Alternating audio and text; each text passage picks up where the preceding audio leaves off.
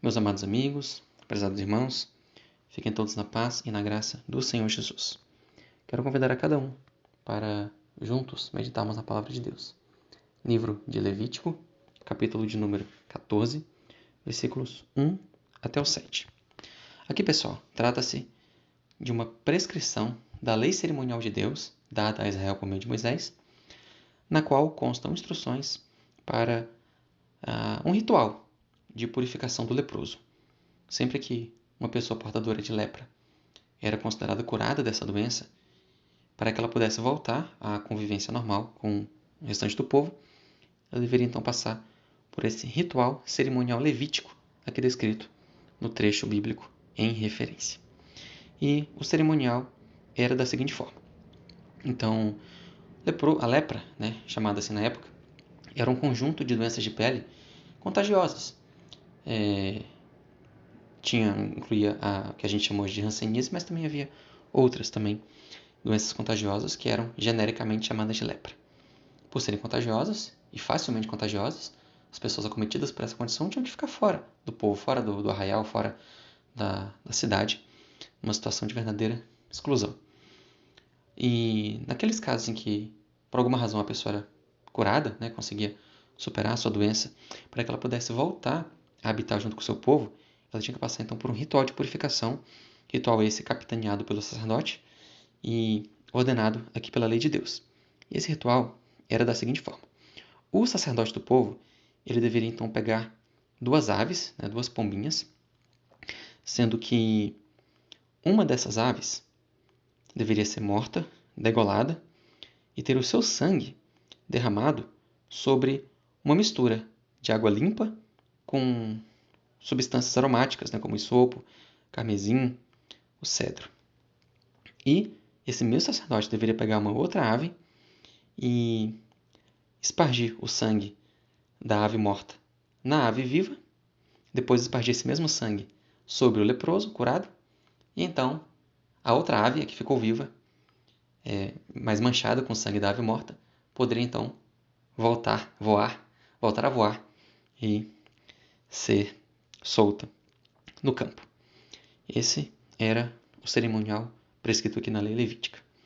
Bem, para nós parece uma realidade muito, muito distante e que não faz muito sentido à luz da nossa realidade cultural, médica e social do dia de hoje. Mas, pessoal, quando a gente lê o Antigo Testamento, é muito, muito importante, eu sempre tenho frisado, batido nessa tecla.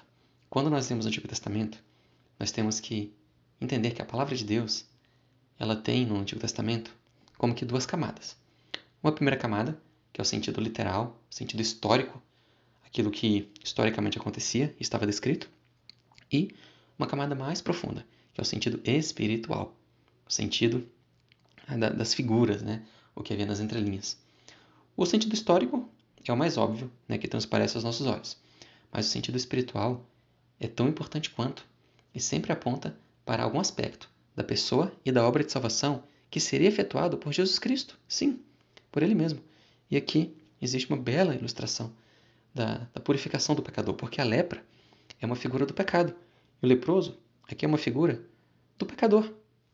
E é interessante que nesse cerimonial de duas aves, uma das quais deveria ser morta e ter o seu sangue aspergido sobre o leproso, e a outra ficava viva e seria solta para voar livremente, nessas duas aves nós temos uma figura belíssima de duas fases diferentes da obra salvífica efetuada pelo Senhor Jesus. Como eu disse e repito, a lepra é uma figura do pecado, simboliza o pecado. O leproso, obviamente, simboliza o pecador. E as duas aves representam um só Cristo, o mesmo Senhor Jesus, em duas fases diferentes da obra de salvação que ele efetuou.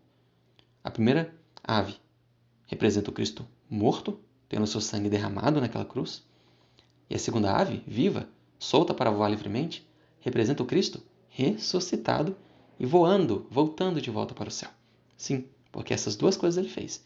Ele morreu e derramou o seu sangue, e ele ressuscitou e voltou para o céu. E em breve voltará para buscar todo aquele que nele crê. Louvado seja o nome do Senhor. É interessante que a ave que era degolada e morta e tinha o seu sangue derramado, Esse sangue, ele era aspergido, ele era aspergido sobre o leproso, como que para confirmar a sua cura, e esse mesmo sangue também era aspergido sobre a ave sobrevivente, sobre a ave que permaneceria viva e que seria logo solta para voar livremente. Então, a ave morta é uma figura do Cristo morto, derramando seu sangue na cruz para com ele purificar a lepra do nosso pecado.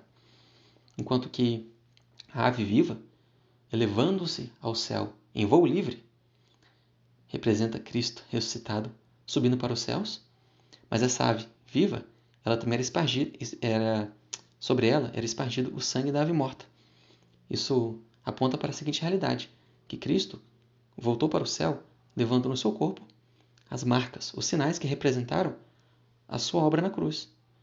Cristo, ele permanece desde a sua morte e ressurreição e para todo sempre, com as suas mãos feridas, os seus pés feridos, o seu lado ferido também, cicatrizes essas que não provocam mais dor nele, mas servem como um memorial eterno do quão longe ele foi por amor a esta humanidade, para nos salvar, para nos redimir, para nos perdoar. Então, pessoal, que nós possamos enxergar a nós mesmos na figura desse leproso aqui da história. E a lepra é o nosso pecado. A ave que morria, era degolada e tinha seu sangue derramado sobre a vida do leproso, era então uma figura do Cristo morto, sacrificado na cruz, derramando seu sangue, pagando o preço pelo pecado, sendo sacrificado diante de Deus. E a ave viva, solta para voar livremente, é uma figura desse mesmo Cristo, só que agora não mais morto, e sim ressuscitado. Essa ave voando para o céu tinha marcas de sangue da ave morta. Isso aponta para o Cristo voltando para o céu, tendo em seu corpo as marcas da sua paixão, as marcas da sua morte, que servem como um memorial eterno do quanto ele nos ama. E hoje, Cristo já voou, já voltou para o céu, está lá, em glória excelsa, em glória infinita, em glória eterna, ao lado de seu Deus e Pai de amor, esperando tão somente o momento de voltar para nos buscar.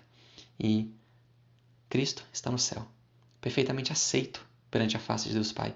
O sacrifício que ele fez foi perfeitamente aceito e aprovado por Deus. E a aceitação do sacrifício da pessoa de Cristo perante a face de Deus é a exata mesma medida da minha aceitação, da sua aceitação, da nossa aceitação perante a face de Deus. Ele nos aceita em Cristo, contando que venhamos a crer na pessoa do seu Filho bendito, do Senhor Jesus, como nosso único e suficiente Salvador, e crer também na sua morte expiatória sobre a cruz para nos salvar e na sua ressurreição dentre os mortos. Cristo operou essa grande salvação.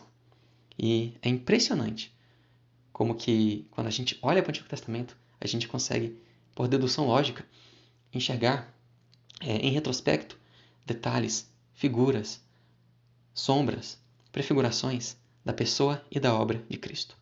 O Antigo Testamento é um conjunto de cofres, dentro dos quais estão escondidos valiosos tesouros, que são essas mensagens que apontam para Cristo. Quando a gente olha o Antigo Testamento à luz do Novo Testamento, sob a luz do Novo Testamento, nós podemos então, em retrospecto, por dedução lógica, com a graça de Deus, enxergar a figura do Senhor Jesus, detalhes da sua obra e, claro, obra de salvação, obra de redenção que ele fez em favor da humanidade.